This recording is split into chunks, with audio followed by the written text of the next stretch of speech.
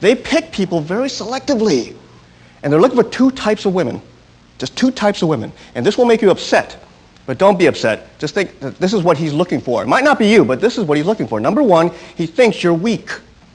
He thinks you're weak. It doesn't have anything to do with how big you are, or how much you weigh, or how tall, or how strong you look. The weak he's thinking about is someone that he thinks has had a bad day. Now, how many of us have had a bad day so far this year? I've had two. I don't mean average bad days. I mean real bad days. Well, you've just ruined your favorite outfit. You just got laid off. You just had somebody say something to you that's going to affect you the rest of the week. If it happens in the morning, you change. And you can't do anything about that change. People say, well, what's wrong with you? They want to know. Because you're looking at the floor more. You're shuffling your feet more than you're stepping. It's very hard to have eye contact with people all day long, and you just have this air about you that says, if I touched her and said boo, she'd cry. She'd lose it. And we've all had those kind of days, right? These men are experts at watching people and saying to themselves, now there she is. There's a person who's had a rotten day. There's somebody who just had a fight with their boyfriend or husband, somebody who's had a problem at work, but she doesn't know what's going on, and I just know if I can just scare her enough, I've got her. Now, if he doesn't think you're weak, he'll think you're the other type of person, and this is even more hard to talk about, but he thinks you are easy. Right? He thinks you're easy. Now, if you go home and write these down in notes, I want you to write down who we were talking about. So put down, I am easy. That's who he's looking for. And that's tough to write down about yourself. I am easy. Because what does that mean? Right? Your own mind says, well, that means it's somebody that's asking for it, that wears certain types of clothes, that goes out late at night by themselves, that just takes all these things for granted. Right?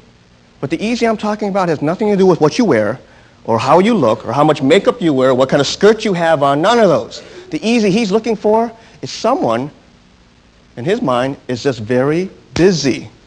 Now, how many of us are guilty of that? You are more busy than anybody else you know, right? You've got more things going on. You have more errands to run. You have the things to do for the kids, your job, your husband, your family, vacation, committees. The thing is, sometimes you don't hide that very well, and you're out and about, and this man is standing and watching, thinking, I could be following, walking right behind her, step by step by step. She'll never see me. I will come out of nowhere if you call the police. That's what you'll tell him. He came out of nowhere. He was just there, officer. He had his hands on me. He never comes out of nowhere. He was there the whole time. You just didn't see him. Right? So that's the only two people he's looking for. Somebody he thinks is weak or he thinks is easy. Now, what can you do about it? Because you can't do anything about having bad days. You're going to have bad days. And you can't do anything about being busy. You're going to continue being busy. I've got a couple suggestions for you to kind of camouflage it. He'll think you're the other type of person. This is even more hard to talk about, but he thinks you are easy. Right? He thinks you're easy. Now, if you go home and write these down in notes, I want you to write down who we were talking about. So put down, I am easy. That's who he's looking for. And that's tough to write down about yourself. I am easy. Because what does that mean? Right? Your own mind says, well, that means it's somebody that's asking for it, that wears certain types of clothes, that goes out late at night by themselves, that just takes all these things for granted. Right? But the easy I'm talking about has nothing to do with what you wear, or how you look, or how much makeup you wear, what kind of skirt you have on, none of those. The easy he's looking for is someone, in his mind, is just very busy. Now, how many of us are guilty of that? You are more busy than anybody else you know, right? You've got more things going on. You have more errands to run. You have the things to do for the kids, your job, your husband, your family, vacation, committees. The thing is, sometimes you don't hide that very well, and you're out and about, and this man is standing and watching, thinking, I could be following, walking right behind her, step by step by step. She'll never see me. I will come out of nowhere if you call the police. That's what you'll tell him. He came out of nowhere. He was just there, officer. He had his hands on me. He never comes out of nowhere. He was there the whole time. You just didn't see him. Right? So number one is I call it a look. You need to start developing the don't mess with me look. You know what I'm talking about? Most of us already have one of those looks. See, the problem with that look, and women are better at it than men, the problem with that look is that you usually only use it on people that are close to you. Right? Your husband or boyfriend gets that look first. If you've got kids, you know exactly what I'm talking about. You give that look to them every day because that look it's a lot better than screaming at them all day long. Sometimes people at work, they get on your nerves. You don't scream at them all day. You just give them that look. The kind of look that says, Like if you step one more step closer, you say one more word, I'm going to lose it. So I'm asking you, develop this look, and if you've already got one of them, practice that look. Get up and just practice that look, and the next time you feel somebody's eyes on you, or the next time you feel somebody walking towards you, you can feel something happening. Your spine is tingling, the hairs in the back of your neck starting to stand up. You know something's wrong. Give that person a look. Now the trick to this is that you've got to keep moving. Right? You're on your way to your car. When you give them a look, just kind of, and you keep moving. Don't ever stop and do this, because this is inviting a confrontation, and some guys will take you up on it. Some guys will take you up on it. So don't say, I'm looking for, just tell them, I see you, and I'm just looking for somebody to hit. Another thing that's really tough is when you're talking about eye contact with people nowadays, I need you to think of 3 words. Acknowledge his existence. Acknowledge his existence, meaning there shouldn't be any time from now on where there are people within your eye view that don't think that you saw them. Keep it simple. When you're walking and there are people around, like in a parking lot, every person that you pass or everyone that you see, they should know that you saw them. And as easy as that sounds, that's a tough habit to break because we just don't notice people around her. You know, we get tunnel vision. There's my car, there's the door I'm headed to, and that's where I'm going. You don't see anybody else around. You know, so what I'm saying is change this. For now, let's say this front row, you're going to pass this many people on the way to that door. Make sure as you're walking that everyone that you pass just knows that I saw you. And you'll never know how many times the guy will say, forget it, Joe, she saw us. Forget it. Somebody else will have a wallet or a purse. Let's wait. See, they don't want to do it to somebody that's too alert. They'll wait for somebody that's too busy, all right, or has had a bad day. So they'll just cross you off his list. Last thing I want to talk about as far as targets is that you have to have a look of confidence. Right? You're 5 foot tall. He's 6'6". Now, how do you look confident compared to him? All right? It's 200 pounds. How do you? Well, there's something you can do that's simple. Now, I'm a little guy. I'm 5'7", 145, 50 pounds soaking wet. This is as big as I've ever been. But the last time I had to use anything that I know was several years ago, about 8, 10 years ago. Because since I hear about this crime so often, I just make sure that when I'm out and people that I don't know are around me, I change a little bit. Okay? And I haven't had anybody pick on me since, college, high school or college. It's been a long time. You can do something. Now, I have a black belt. But really, that doesn't mean anything, does it? Why? Because I don't put my suit on in the morning and put that black belt around my waist and say, hey, you see this? I don't do that. Nobody knows I have a black belt unless I'm teaching the class and they happen to be in my class. So the men don't know that. So really, the belt has given me something else. It's given me the confidence to know when I see someone, I know exactly, if I had to, where to hit them. I know exactly what technique I would use because I practiced. I know how close or how far he has to be. I know if he grabs this arm, what to do with this arm. I know that if he grabbed me, I know what I could do second, third, and fourth. And the last thing is I'm willing to do it. See, most people think, well, I could do it, but they don't know. I know I would do it. And you need to look like you know where you're going and what you're doing, even if you don't. Look like you know where you're going and what you're doing. I bet some of you look lost walking into this building this morning. I'll bet. If we had a camera out there, I bet some of you look lost. You know? I'll give you the perfect example. The last time you lost your car. Oh, yeah, we've all done it. It's probably this Christmas. The last time you walked out of that mall and you thought, I think I'm down road G. I don't know why, but I think I'm down road G. So what are you doing? You're walking down road G with your arms loaded, looking for your car. You get to the end. It's not there. So you turn around and do the tiptoe number. Right? Or worse yet, you start kind of looking over the cars because, you know, I must have just missed it. What are you doing? You are telecasting. You are telling everyone around that can see you, this woman is lost. You know? And he's sitting against his car. Do you think you're on his list? Oh, you better believe it. You better believe it. You're at the top of the list. So I got a little suggestion for you because I know you'll lose your car again. You go down row G, it's not there. That's okay. You get to the end of the road, just kind of turn this way, go right down row H. No pause, no hesitation. Don't tell everyone you're lost. There's a cycle that I like to use when I'm teaching anyone about self-defense, even talking about self-defense. And the cycle goes this way. I want you to imagine a big triangle. On the upper right side of that triangle is the physical center. There are 3 centers that you're ever going to defend yourself. And the last one, which is number 3, the third center, is the physical center. That's where you have to get to hit them or do something. Even screaming is physical. But most people never get that chance. Cheryl Parker told you how she wished she could have got her hands on that gun at the time that she needed the gun because she probably physically could have pulled the trigger. But there's something missing, wasn't there? and it's tough, and you'll never know about it until you're actually there.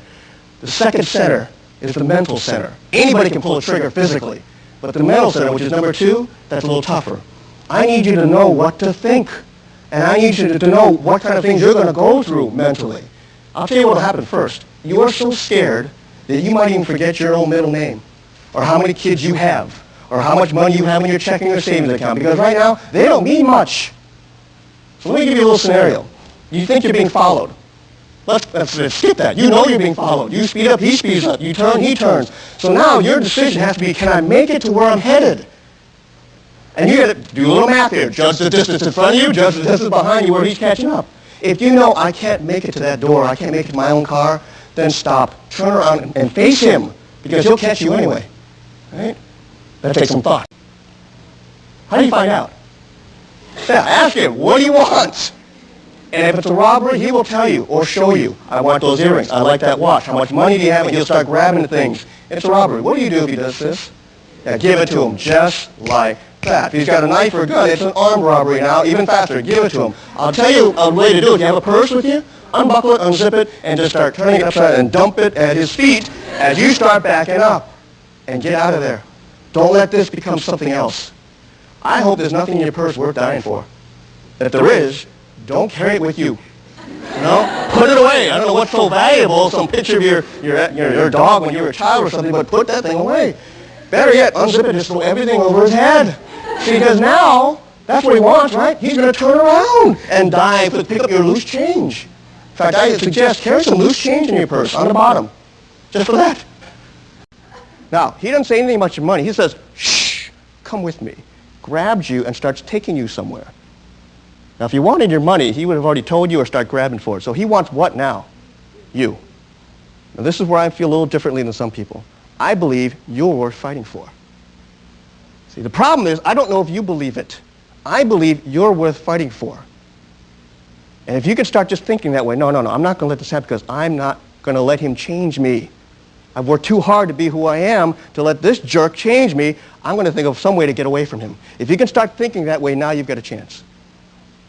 Now, this is the first step, because now, if you got this figured out, the next thing to think about is, okay, if I'm going to do something, should I try talking first? You try negotiating. I've got herpes. I've got VD. I'm pregnant. You try all these things you've read in all the magazines. You even tell him I've got what? AIDS. And he says, so what? I've got it too. You know? Give that disease another few years, it'll be that way. And another thing is, you don't know what he's got. Maybe he doesn't know. That's another reason not to let him do this, isn't it?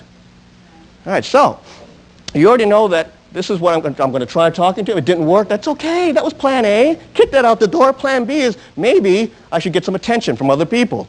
So if you see anyone, maybe you can break a window or do something that draws attention. But I wouldn't depend on it. So you might have to go into plan C, which is I have to do something to him. And that's scary. To him to get away. You don't just hit him. Don't just start slipping and kicking and punching and throwing things. No. God, don't do that. If you're going to hit him, take your time. First of all, you should know, where are you going to hit him? He's 6'8", you're 5'2". I bet some of you still think, I've got to hit him in the face. I've got to hit him up there because that's the way John Wayne did it. There's lots of other vital spots you can go for. Neck and down. All right? So you should know where you're going to. Next is, how do I hit him? Do I use my feet? I'm going to kick him. Which foot do you use? Which one better? What kind of shoes do you have on today? What kind of skirt? How high can I lift my knee today? How far is he? Is he too close or too far? If I'm going to use my hands, what part? My elbow, the front or the back? My hands, this part, this part, this part of the fingers. And you should know, and this is tough, what am I going to do if I try something? I hit him, and it doesn't work. I mean, the guy either smiles and laughs at me, or worse yet, he gets what? Man, he gets real mad. And that's why most people never do that. So you should think about it. Before you try anything, you should think, if I try this and it doesn't work, I'll do this, then this, then this, then I'll hit my purse, it's full of quarters, then I'm going to get in my car, I'm going to run him over, then I might run him over again. Somebody else, I never said that. You know what's happened? All of a sudden you have a plan. Because up till now, he's had the whole plan choreographed. Average rapist, if there is such a thing, rapes between 29 and 70 women. If you're number 57, I'll tell you what, it's like for him going out to get the mail. He knows exactly what he's going to say and what he's going to do with one hand and what he does with the other. It's no big deal to him anymore. So you have to change his plan. You have to change history. You got to find some way to get calm. And what I'm talking about is the fear itself. The fear itself. I've been attacked twice in my life. Once with a guy with a knife. Another time, which I was more scared, was 2 men and 2 baseball bats. I would have gladly given them money in my pocket if they let me. In fact, I was reaching for it. Here you go. They started swinging these bats at my head and my face. And I was scared to death. So you have to have something going on. You have to know how to deal with this fear. It is so intense, you won't function. You won't be able to breathe or talk or move. But fear, before something happens, is good. If enough people were scared, maybe more people would lock their windows. Maybe a few more people would take a few more precautions. Just a few. It causes something, though. When you're real scared, it causes one of 2 things. Fight or flight. You've heard that before, I'm sure. Fight or flight. Flight means you let somebody else deal with this. Where are the police? Where's my husband? Where's my dog? Where's that mace? Where's that gun? Right? Fighting means you don't need any of those because you're going to take care of it. And that takes a big commitment on your part. So to do that, one thing has to happen. You've got to get another emotion going. Guess what it is? Anger. Yeah, before you fight anybody, you've got to get angry first. Now, without going into a lot of detail, I've got a whole bunch of drills we can do. I want to give you one that has stuck with me for years. If you're going to get angry at somebody, I want everyone in this room to imagine you've got a 2, 3, 4, 5-year-old daughter. Does anyone have one that young? Okay, then you know exactly what I'm talking about. Your 3, 4-year-old daughter is the most precious thing in your life. Right now, somebody's babysitting, right? You go home today, you open your front door, somebody is there. Who's ever babysitting is gone or tied up. And your next step is to throw your purse down and run through your house or apartment because your only thought is she okay? Is she safe? Is she still alive? And you'll run through the house like a mad woman screaming your daughter's name out. You find her. Next room, her feet are on the carpet. You see another pair of legs. He's on top of her. His pants are down. He's sexually assaulting her. Not molesting. He is sexually assaulting your 3-year-old. Now, I know what I would do to him. Right? You tell me. Picture this in your mind. You tell me. What would you do? How far would you go to get him off of her if you had to? Somebody said it. I'd kill him. How many of you at least thought that word? You didn't say it out loud because it's not nice. But you think, I'd kill him. What if he was big? Would it matter? No. What if he was on drugs? Would it matter? No. How fast would you do it? Would you take half an hour, kind of assess the situation? No. You do it just like that. How would you do it? I don't care. Most people say I would pick up something sharp, or better yet, I'd pick up something heavy, like the piano. Put that on my back and go in and just, until he rolled off of her. So don't ever tell me, and don't let anyone tell you, that you could not fight because you couldn't get angry enough at somebody. You could get angry. You can get angry. Women, I think, are better fighters than men. You know what the problem is? It takes you longer to get that mad. Men get mad. You spill beer on me? Boom! There's a fight in the bar. The guys are rolling around. They fight for anything. It just takes you longer to get pushed over that edge. But I'll tell you what, once you do, there's no returning. So remember that. If you want to get mad, one way to do it is imagine my daughter attacked. Imagine my daughter attacked. For some of you, it's your granddaughters. And if you don't have one and that doesn't relate, maybe your best friend.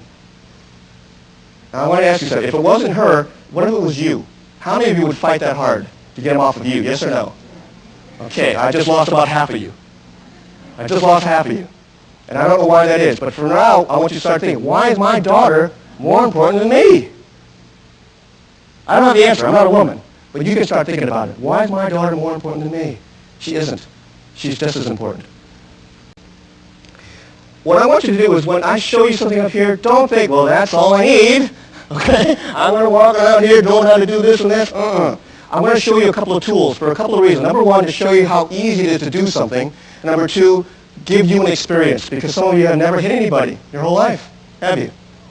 Some of you are going, yeah, I've hit somebody since I was 12. Like, I'm tough. But some of you know, you haven't done much at all. The first technique I want you to do at your seat is to take your fingers, right? Put the middle finger on top. Squeeze together, nice and tight. Squeeze. Now put the thumb right next to it. Right on the side. Squeeze that together right there, and I'll point it down. All right. I'm going to take one situation. He's in front of you. He's got his hands on you. I don't care how, but he's got his hands on you. Worst scenario would be he's got his hands on your throat. Now, when a man puts his hands on your throat and starts cutting off your air, you don't have a lot of time to work with. Okay? Because this is not like holding your breath. Okay? In fact, do it yourself. Put your hands here. Thumb on one side. When I say go squeeze to the center, breathe out through your mouth. Go. There's a point that you'll feel it kind of cave in. That's your windpipe. You got a guy with monster hands wrapped around your little throat, angry. It doesn't take much to completely crush the windpipe. So he'll tell me, I didn't mean to do it. I didn't mean to kill her. I just wanted to shut her up. So nobody from now on puts their hands in your throat. Anyone does, this is what you do. Get your fingers together, and you slowly find a hole right in his throat. You've got one too. It's right there. All right? Fine. It's real soft. He's got one that's as big as yours. All right. Once you find that, now you don't have to go for it quickly. Go slowly. Once you find it, you're going to do three things. One is to let this arm stretch out towards him at first. Right? If he's big and strong and heavy, maybe he doesn't go very far. Maybe about this far. That's it. That's okay. From this point now, you start using your weight. If you're even 100 pounds, that's 100 pounds now leaning into the throat.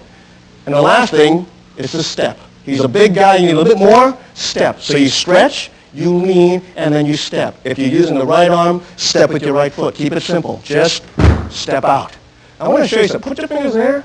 Point it down. Remember? Tighten it up. When I say go, push it down and in as far as you can take it as you breathe out. Ready? Push. There's a point that you'll feel. You hear that? Okay, don't kill yourself. I need you. Later. Don't kill yourself. Now, what did you move? About an inch? Huh? Maybe two? Not very far. With him, you're moving 5 or 6 feet. Now, he's going to feel something. He's going to feel like gagging sensation you felt, but the only thing his mind will say is, I've got to get away from the source, which is you. So he'll push against you and try to get away as fast as he can, because he'll, it's like somebody came up behind him with a rope and jerk back. Show you something. Bob, can I borrow you? And Carla. It's nice to have people, so I don't have to do this to me. Bob puts his hands on Carla's throat. Right? She brings the fingers up very slowly. Now you can get away with this. You can almost put your hands on his chest and bring them up until you find that hole. See, I don't want you doing this. Get away from me, you big jerk. Because when you start jabbing, this is how you miss. My God, Mike, it's not working like you showed me back in 1991. Don't miss. Start here to slowly find your way up. Once you find it, there it is now. You start tightening your fingers up. You aim it which way? Point it which way? Down. And from there, she can do 3 things. She stretches, she leans, and she steps. Go. Isn't that nice? Isn't that nice to have assistance? Come here, Bob. One more time. One more time. And when she does it this time, I want you to watch. It doesn't take a lot of strength. It doesn't. I have 9-year-old girls that do this. It just takes technique. It's pointed which way? And you got to use all 3. You cannot just use your arm, and you can't just step. You got to use all 3. Ready? And go. Good. Okay. Let's say instead of just having his hands on her throat, before that, he's hit her several times. And maybe he's got a knife waving around. Or maybe he's already threatened her. I'm going to kill you. Somebody says that to you, he's got his hands wrapped around your throat and lifting you on your tiptoes, you better believe him. Because it doesn't take much from there. So you can't be this nice. Same technique, but 1 finger. You place it right here, right at the base of the eye. Don't push yours in too far. It's right here, right at the base. And you push it in. Now how far would you push that in? 1, 2, third knuckle.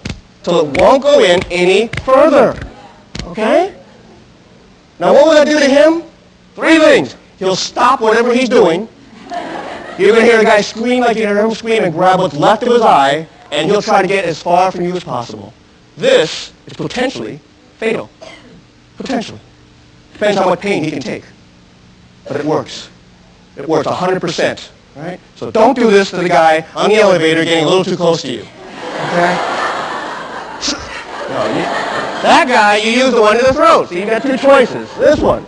This is only when your life depends on it. But isn't it nice to know you can stop him? He's getting away from you. Hold on to him. Don't let him get away.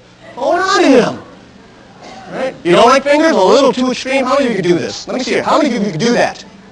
All right. While the other third of you are thinking about it, see, you're telling me the ones that didn't raise your hand, you're saying anybody could walk up to you, punch you in the face, throw you up against your car, wrap his hands around your throat, lift you up, say, I'm going to kill you, and you couldn't bring yourself to poke him in the eye.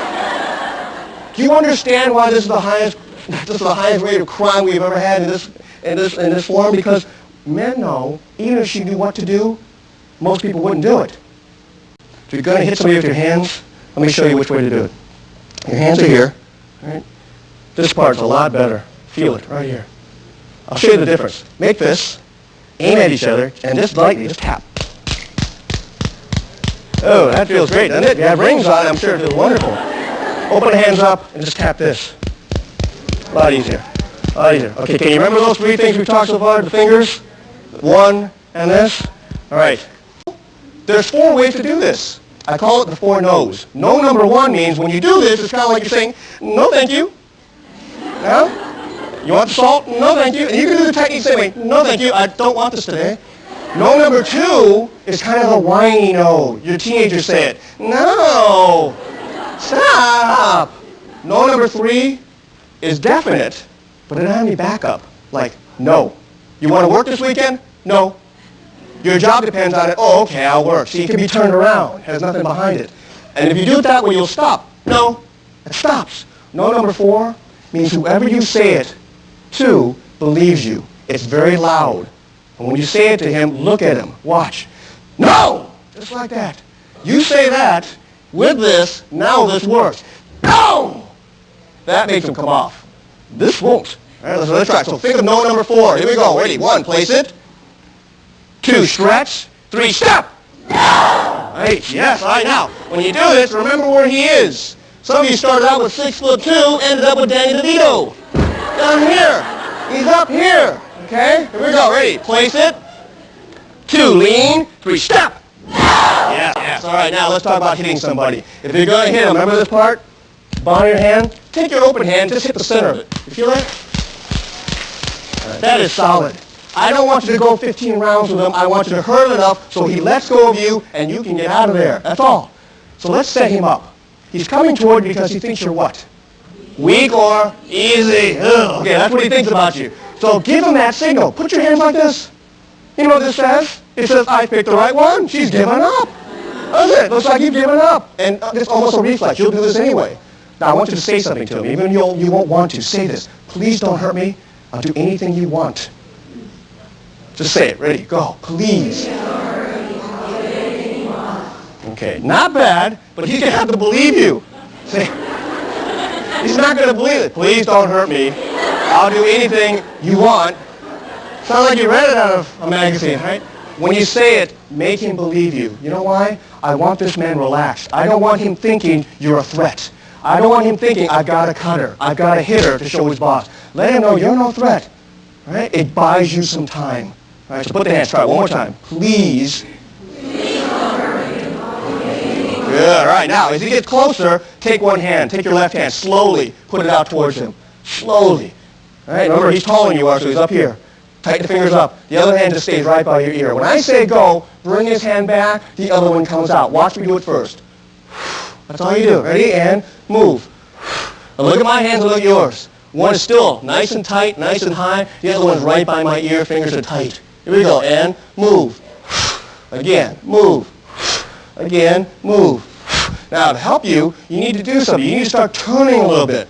So if you haven't done it, some of you are just moving your hands like Robbie Robot. Here, like this. Turn your shoulders. And to make sure your shoulders are turning, turn your hips. Does everyone here have hips? Shut up, Mike. I'm working on it. That's my New Year's resolution to lose these things. Okay, you've got hips. You know why I say that? Your hips move better than men's. Any man that you know, your hips move better. They swivel naturally, so use that. Now, you want to check if your hips are moving? Feel your feet. Get on the balls of your feet, which is the front, right behind the toes. You should feel them pivoting on the carpet. If you don't feel those moving, that means your hips aren't moving. And all you're using is your arms. All right, so think of turning. Here we go. Hands are up, and turn. Turn, turn, turn, turn, turn. All right, now we're going to add a little speed. To add speed, I want you to think of one word. The word, ladies, is pull. P-U-L-L. Pull, pull, pull, pull. The hand that you have out towards him, you pull his hand back. You pull it back. The faster you pull it back, faster this one goes out. Watch. Just watch me. I'm not thinking of pushing. See, you can only push so hard. It depends how strong you are. I'd rather have you pull because the faster you pull, this one is a reflex. It just comes out faster. Okay, so think of that word. Pull, pull, pull. Here we go. Hands are up. We'll tell you that later. Just right now. You get hit it anywhere. This hurts. Now, I'll tell you where you're going to hit later. Good question. Here we go. Hands are up. And pull.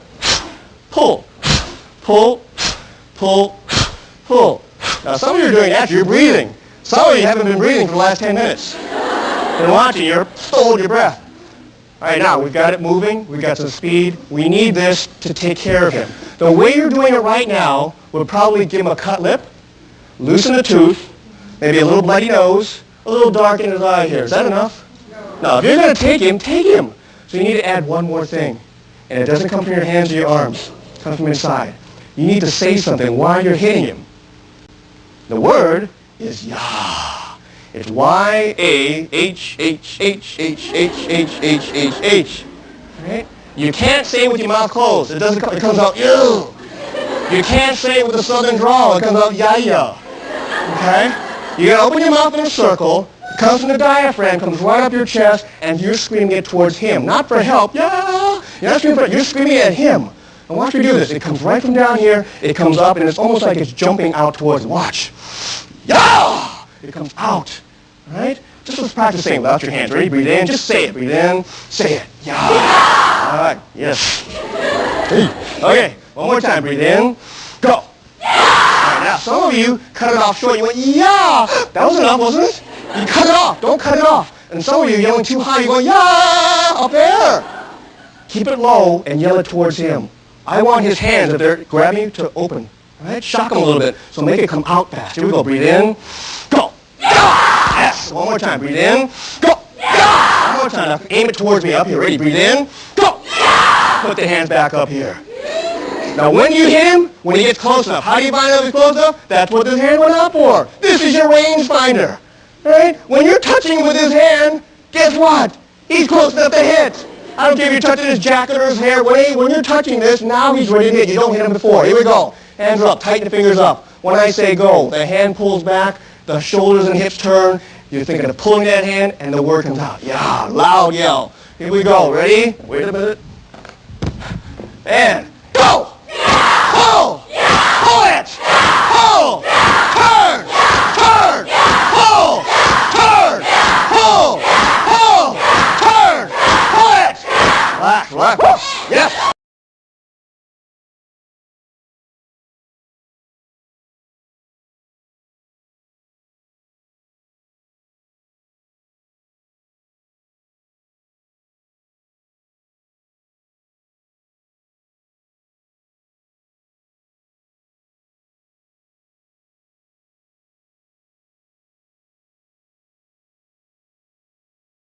All right, he's here. He's got his hands on you. He's got you so tight you can't move these arms.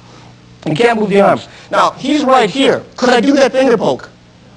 No. I mean, you'd like to, but I mean, you don't. You maybe his belly button. That's about it. As good as this is, here or here, can't do it. Can I do that palm heel? Can I do this one?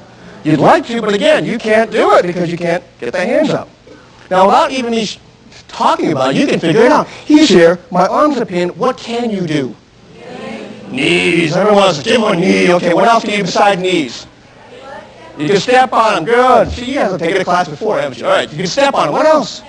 Your head. The front top part of your head here is so hard compared to his face. Bob, where are you? Come here, Bob. Here, Bob. He's got my arms. You know what I'm talking about? The top part is so soft, so you just play the routine. What do you want? Just lean back and boom! You'll see stars. You might have a little bruise here, but that's all. His face is a lot softer. Knees, I'll show you knees in a second, but feet, if you're going to step on them, look at his shoes, look for the tongue of his shoe. That's what you're going for. Turn your foot sideways, get that heel up there, and just step. You're not doing anything except make him loosen up a little bit. All right, just make him loosen up, that's all. All right, now, can you do something with your arms? Yeah, there is one thing, watch. I can still, even with my arms pinned, bring my hands up right here. Now, what does this look like? Praying or begging. So when he sees you do this, is he going to think anything of it? No, he likes that. He might even smile at you because it looks like you've given up. Now, what you're going to do from here is you take his air. You take his air. Don't try hitting him and knocking him out. Take his air. It's right there in front of you.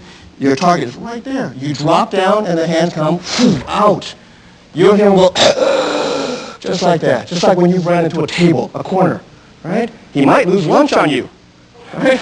Because it's so quick. Boom! You just take his air out. Now this just loosens the hands up. That's all. Right? Can you remember that? Now, if you're going to do knees, remember something about the knees. I'll show you this later. When you bring the knees up, remember where they're going. if you just bring it up straight, where would I hit him? In the leg. Charlie horse, no big problem. Right? So if you're going to hit him where I know you want to hit him, you got to turn just a little bit so you angle to the center of his body. Boom, just a little bit. Not too much. You don't want to be the Rockettes. Just a little bit. Just enough to get to the center of the body, and you lean back. Right? The more you lean back, the more the knee comes up. Right? You want it to go up, quick, hard, and back down. Don't leave it there for pictures. You'll fall down. Okay? Bang, you bring right down. Everyone remember that? Okay, thanks. Now, when a man's behind you, he will grab you usually, not always, but usually one of two ways. Right? Some kind of a bear hug, which means he's wrapped both his hands around you, either under your arms or over the arms, or sometimes around your throat. Right? If I was to pick one that he does more often, it's usually some kind of a bear hug. He grabs around you, and he mobilizes you so you feel like, I can't do anything because he's too strong. I can't do anything about this. The man's right behind me. Right? He's right there. Maybe his face is right here. I got my arms pinned. Again, let's go over the ones you do know. Could you finger poke him?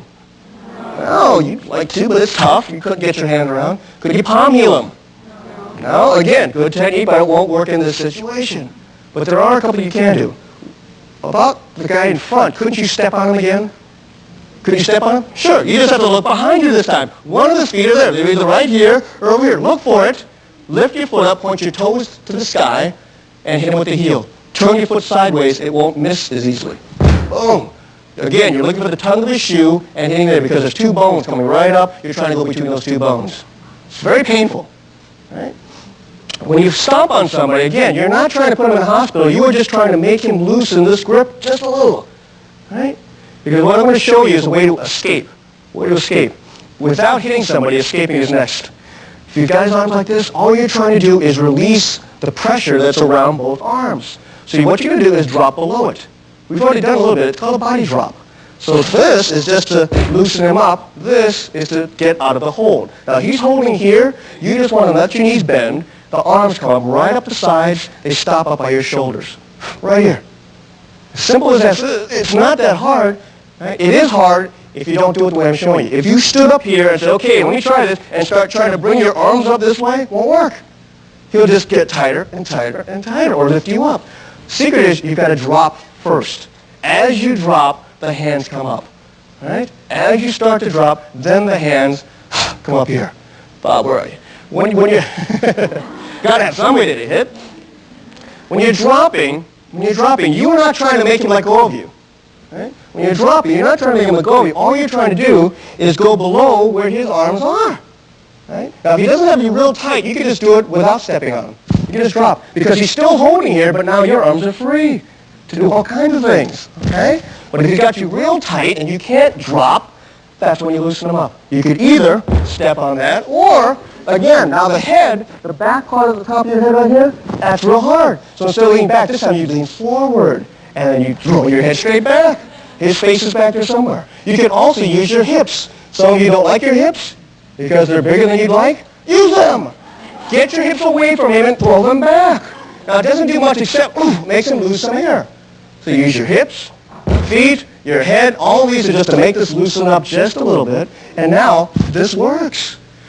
This is what I know most of you would try. You try to do this and try to break out. My God, he's too strong. Who's going to win this one? He will, every single time. Even if you were as strong as he is, you'd lose. Because you don't have the leverage he has. So you're sliding under him. Just slide under him.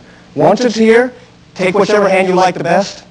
Reach that hand out like you're grabbing something out of the wall. I like to think of a handle, right? Grab the handle out of the wall, and there's a cord behind that handle. You're going to yank that cord out of the wall. As you pull this hand back, you keep your eyes totally on that hand. You watch it come back all the way back. Boom. Here. The reason for this is simple. If he's got you and you don't watch your hand, you're trying to look at him, whatever, when you throw this arm, all you're really doing is bumping him. Understand the difference? When you have this, you drop out, you look at him. When you watch this hand, now it turns the hips. Just like those palm heels. It makes you turn the hips. Right? So the key is to watch the hand. Simple. Thanks, Bob. If he's got you off the ground, you are off the ground, what should you do? If you want to, but what's the easiest? Somebody said, wait! Wait! If he's picked you up the ground, you can't do anything. Wait! Sooner or later, ladies, he's got to put you down. I get asked that all the time. What if he picks you up? Wait till he puts you down. I don't care how strong. He can't stay up there all night. Gravity helps you. As soon as your feet are on the ground, then you can do this. So wait.